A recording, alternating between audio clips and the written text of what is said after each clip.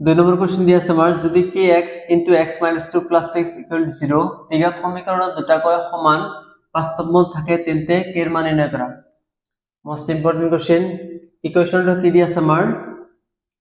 kx into x minus 2 plus 6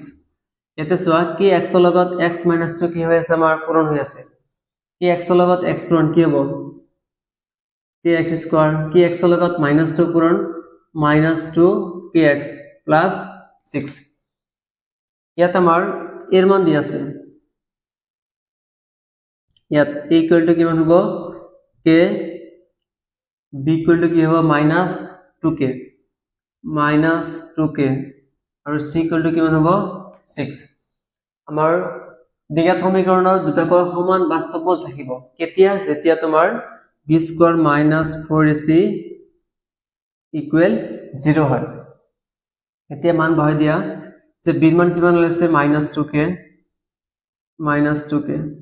square আছে square -4 এর মান কিমান আছে k c এর মান কিমান 6 equal 0 a স্কয়ারটো আমাৰ k এৰ ওপৰত আছে 2 এৰ ওপৰত আছে 2 স্কয়াৰ মানে কিমান হ'ব 4 k এৰ ওপৰত স্কয়াৰ গতিকে k স্কয়াৰ ভিতৰৰ -2 গুছি যাব কাৰণ আমাৰ যদি ওপৰত যুগ্ম সংখ্যা পাওয়াৰ থাকে ভিতৰত যদি মাইনাস থাকে সেই -2 কি হয় আমাৰ গুছি যাব গতিকে 2 স্কয়াৰ মানে 4 k এৰ ওপৰত square k square 4 into 6 24 k আছে k equal 0 তাৰপিছত চোৱা ইয়াতে সংখ্যা কি আছে আমাৰ 4 ইয়াতে সংখ্যা কি আছে আমাৰ 24 গতিকে 4 24 এৰ মাজত হৰণ যায় গতিকে আমি 4 এটা কমন লম ইয়াতে কি আছে দুটা ইয়াতে কি আমাৰ কেইটা আছে এটা আছে গতিকে কি এটা কমন যাব কি ইয়াতে এটা থাকিব -4 24 এর মাজত কিমান বৰ যাব 6 বাৰ কি তো ইয়াৰ পৰা অলৰেডি কমন লৈছো আৰু নাথাকে ইকুৱেল 0